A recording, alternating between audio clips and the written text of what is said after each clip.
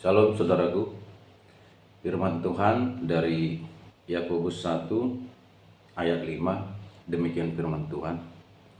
Tetapi apabila di antara kamu ada yang kekurangan hikmat, hendaklah ia memintakannya kepada Allah, yang memberikan kepada semua orang dengan murah hati dan dengan tidak membangkit-bangkit, maka hal itu akan diberikan kepadanya. Saudara yang dikasihi oleh Tuhan, Tuhan mengatakan apabila di antara kamu ada yang kekurangan hikmat, hendaklah ia memintakannya kepada Allah. Ya, memang untuk mengerti bahwa kita kurang hikmat, kurang berhikmat itu juga butuh kerendahan hati. Sebab ada banyak orang merasa dia bijaksana, merasa dia pintar, sehingga dia tidak tahu bahwa sebenarnya tidak demikian. Sebenarnya dia tidak bijaksana. Sebenarnya dia bukan pintar, hanya dia aja yang merasa. Sehingga ketika dia merasa pintar, merasa bijaksana, dia tidak bisa lagi untuk merasa kurang berhikmat, karena dia merasa sudah berhikmat. Ya. Padahal firman Tuhan mengatakan jangan seorang pun menganggap dirinya bijaksana, jangan seorang pun menganggap dirinya pintar. Karena kalau seseorang sudah merasa bijaksana, merasa pintar, merasa ada di level atas, merasa berkuasa, merasa kaya, itu repot. Itu sifat-sifat dari sejahat, merasa ada di atas, merasa di puncak, sehingga dia tidak menyadari dia sudah berubah menjadi orang sombong. Jadi firman Tuhan berkata, apabila ada di antara kamu yang kekurangan hikmat, hendaklah ia memintakannya kepada Allah. Minta kepada Tuhan. Tuhan, berikan aku hikmat. Berikan aku hikmat untuk segala sesuatu. Mampu memandang sesuatu dengan bijaksana, mampu memecahkan masalah, mampu melihat titik persoalan, mampu mempertimbangkan apa yang akan terjadi. Kalau nanti kubuat begini, apa yang akan terjadi? Kalau seperti ini, apa dampaknya? Dia menimbang, berpikir 2 kali, bahkan berkali-kali. Nah, ini orang berhikmat, tidak sembarangan. Dia berdoa kepada Tuhan, Tuhan berikan aku hikmat, supaya tidak salah. Karena kalau salah bisa rugi, kalau salah bisa celaka, bisa hancur, bisa bubar, bisa ditipu. Sehingga kita perlu meminta hikmat kepada Tuhan. Ini sebenarnya firman Tuhan ini lembut. Apabila di antara kamu ada yang kekurangan hikmat, sebenarnya kita rata-rata kurang hikmat. Rata-rata kita kurang hikmat. Makanya kita perlu setiap kita minta hikmat daripada Tuhan. Makanya seorang pimpinan, seorang bijaksana yang rendah hati, dia selalu minta hikmat dari Tuhan. Orang-orang besar, pemimpin-pemimpin, dia butuh hikmat. Presiden butuh hikmat. Dan hikmat itu berjalan terus. Artinya apa?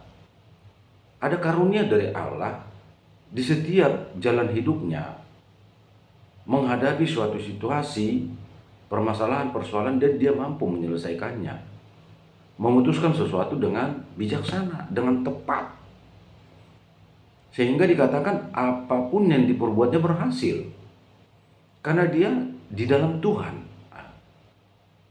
Dia harus ada terus di dalam Tuhan, maka apapun yang diperbuatnya itu berhasil.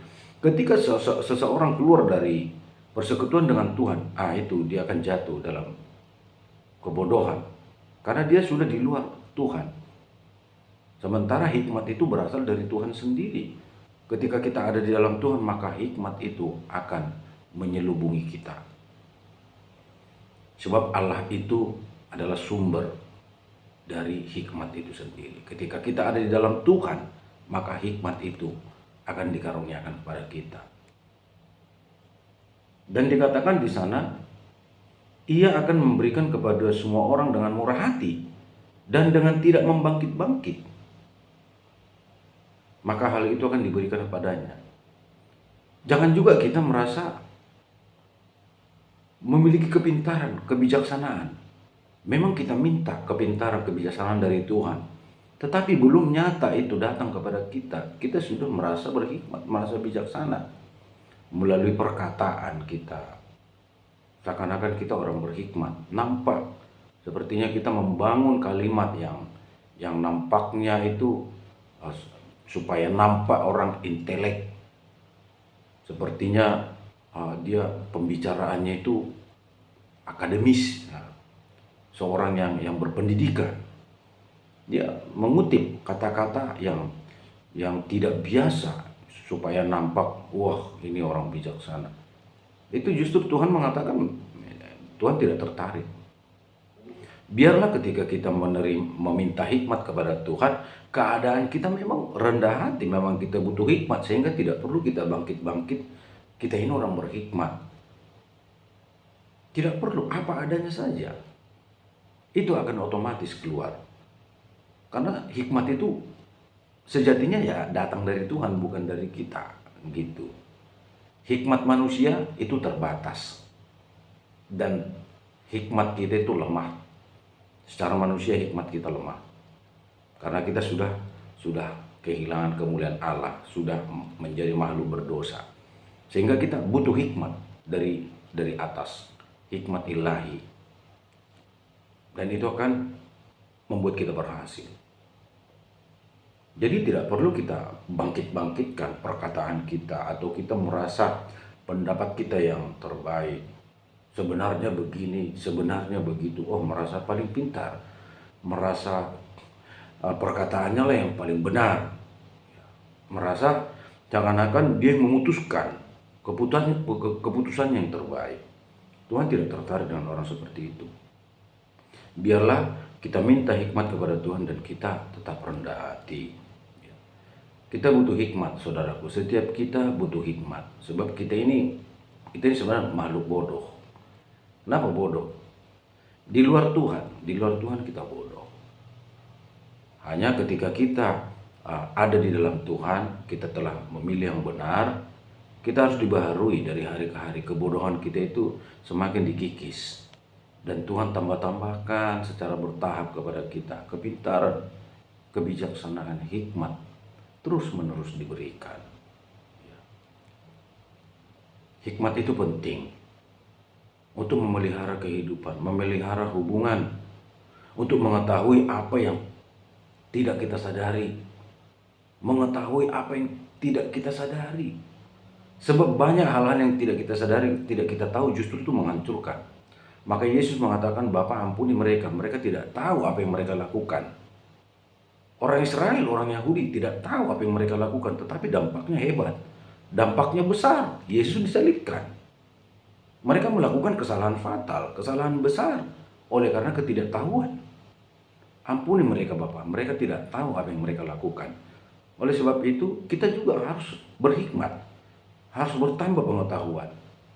Hosea 4 ayat 6 mengatakan, umatku binasa karena tidak mengenal Allah. Kurang pengetahuan tentang Tuhan. Kita harus bertumbuh dalam pengetahuan. Bertumbuh dalam pengetahuan, dalam hikmat. Itu yang dikehendaki Tuhan. Kita harus terus bersandar kepadanya, minta hikmat kepadanya, dan terus belajar supaya pengetahuan itu semakin bertumbuh, semakin bertambah-tambah, sehingga kehendak Allah untuk kita menjadi berkat di tengah-tengah dunia ini dapat digenapi. Kita menjadi mitra kerja Allah. Kita belajar, menambah pengetahuan, wawasan dengan dibimbing oleh Tuhan, dan hikmat Allah, pengurapan Allah turun atas kita. Maka kita akan menjadi orang-orang yang berhasil di dunia ini dan juga berhasil di hadapan Allah. Tuhan Yesus memberkati. Salam.